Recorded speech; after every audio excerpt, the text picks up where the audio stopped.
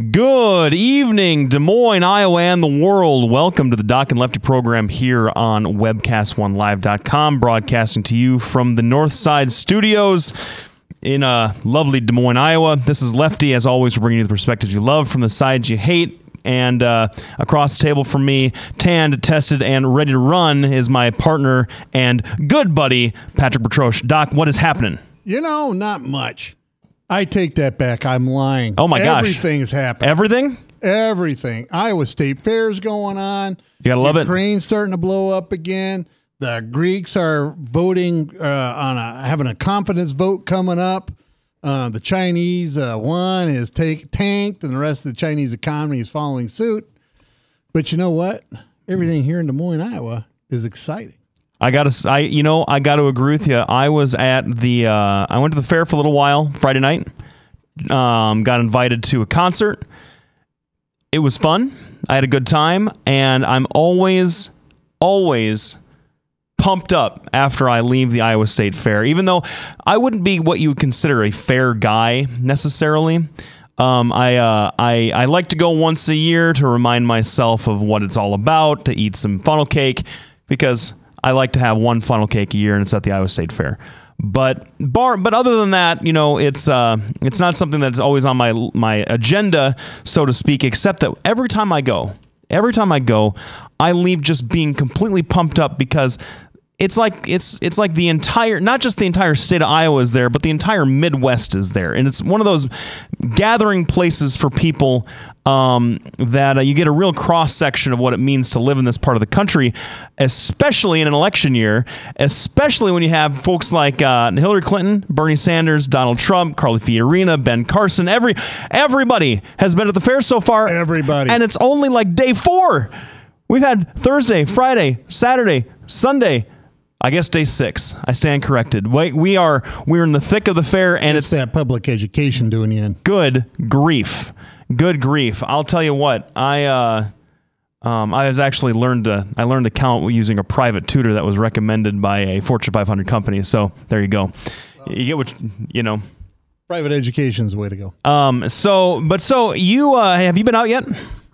You know, I generally don't do the fair. It's not really my style. One, there's a ton of people, and two, you know, I thought it was ridiculous having a $15 turkey leg out in Sturgis, and you know they're about the same price here at the fair, and I'm like, they're turkey legs. You get like if you wait at Hy-Vee, they got them for like 50 cents a leg. Well, but that's the free market. The demand is high. The supply is low. The prices go up. That isn't a free market, because nobody else is allowed to cook turkey legs out there. It is a closed market, and it is. You get turkey legs all over the place down there. Well, yeah, but you have to have a license, and then you have to pay a fee and everything else. That's not free market. That's, crony capitalism. Well, you call it what you want. Yeah, well, but it's a private business responding to market forces. Yes, because the market forces are restricted. There's a lack of competition there. Honest to goodness. You know what? I gotta say, you have never been to the Iowa State Fair if you say that there's a lack of competition, because they're not just competing with other turkey leg vendors. They're competing with walking tacos, with fried pickles, with butter on a stick. Do you understand exactly how fat Iowans are? I mean, wait, God, you can hold start on at the beginning and just eat your way through, and then you get to the back exit, and you just kind of, there's a little cart that will take you to your car. Hold on a second. I gotta say this one disclaimer: the views of Dr. J. Patrick Bertroche do not necessarily reflect the views of the Doc and Lefty program, nor do our. But they are medically accurate. They are medically accurate. Oh, I gotta watch mine in front of you. I guess about that. I guess. Well, but so I know that we wanted to talk about the fair in context of the politics that have been happening out there, because that's always the most fun thing about the Iowa State Fair every 4 years. I mean, 2007, 2008ish, Barack Obama really picked up some momentum at the Iowa State Fair. Hillary Clinton had a pretty good showing this time around. She's been giving pretty good speeches, but her support is waning, and we wanted to discuss that. Oh, yeah, absolutely. Donald Trump making himself I almost said nuisance. I didn't mean it. I Making himself a news story is what I meant to say. And he is good at that. and some other Republican candidates, but they're all there. Well, the fair, but see, they're all there, all 17. I didn't think the fair was big enough to get all the entire Republican field. I will tell you. Well, the thing is you have to like scramble from place to place real quick in the morning. You can't, because they're not there in the afternoon, which is good policy because it is too hot. It was yes. Today might have been a good day. Well, one of the things I do like. This is something that the people on the coast overlook. There is a ton of stuff to do in Iowa that impacts the rest of the world on a daily basis. And, we have one of the best places to live right here in Iowa. Des Moines, it was either last year or year before, was listed as the wealthiest city in the U.S. from, I think it was Forbes. Mm-hmm. I might misquote that, but I'm pretty sure it's Forbes. We have two things that are must-sees before you die on the 100 list. One is the Luss Hills, which is over by Council Bluffs, and the other one, I think it's either ranked number 2 or number 3, is the Iowa State Fair. Mm-hmm. And that's a whole kinds of crazy out there. And you couple that with these giant farm critters out there.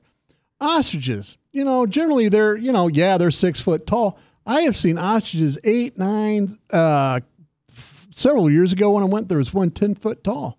Peeked right Holy smokes! About pecked me in the eye. Good Lord! So that's when I stopped going, man. I don't mind the big, giant, mean, pigs and cows, but those ostriches, they get you. Yeah. So. Yep, they could just tell that you were not pro ostrich. I was pro ostrich until it went from my eye, and then after that, I was kind of like, yeah, you can stay in that cage.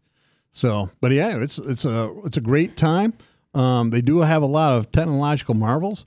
The food out there is awesome, and they always do FFA things, barrel riding. Barrel riding is a lot of fun. I like that. They have an equestrian show, and it's serious competition.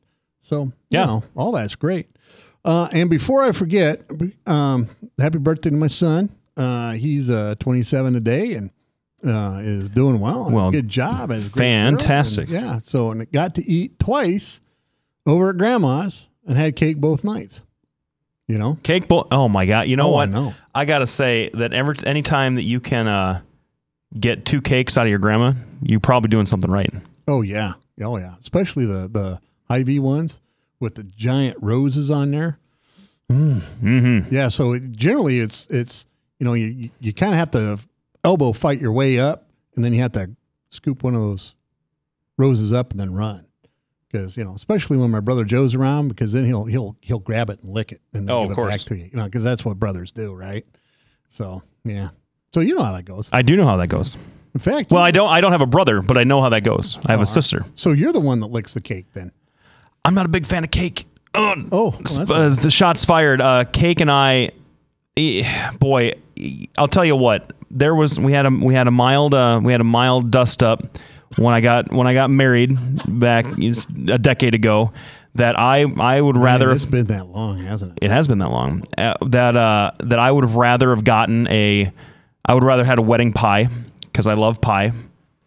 But she wanted to go traditional with the wedding cake, and then she went even more traditional by calling things off. and I'm just kidding. I'm just kidding. That no, we're still really good friends. But whenever somebody mentions cake to me, I like to throw that out there to make them a little bit uncomfortable because I just don't like cake, Pat, because it hurts me. Well, I don't blame you. I don't like it for I don't like garlic bread for the same reason. You had garlic bread at your wedding? Well. Yes. it just hurts my heart every time. We have gotten the entire podcast has gone completely off the rails. Oh yes. And you know what? Here, 2 things. One, my brother Joe says that you're louder than I am. Oh, well, that's usually true. And I told him, I just wrote back and said, it's because he's a liberal. They can't make sense, so they shout you down. Right. Well, and then great. I'm glad you agree. And then the second thing is I'm really thinking about doing a podcast about football this year called Run the Ball. Okay. Because I look at these games and I think, man, they ought to be running the ball. And then they don't, and they muff it up. And so I thought it'd be kind of fun, watch a few games, go, run the ball. Anyway. Sure. It sounded better in my head. Well, it seems like a pretty limited podcast is going to be fairly limited in scope. Yes, because it is in my head. Well, and on that note, we're going to be back right after this break. We want to thank all of our sponsors, Bertrosian Associates, Lubinas Law Firm, Halo Capital, Des Moines Interest Rates, Des Moines Anesthesia PC at 515-574-6442. They do pain management here in Des Moines and in Fort Dodge. Plus, they actually do anesthesia. The one thing that I have forgotten to do the last few weeks is thank our producer, Maddie.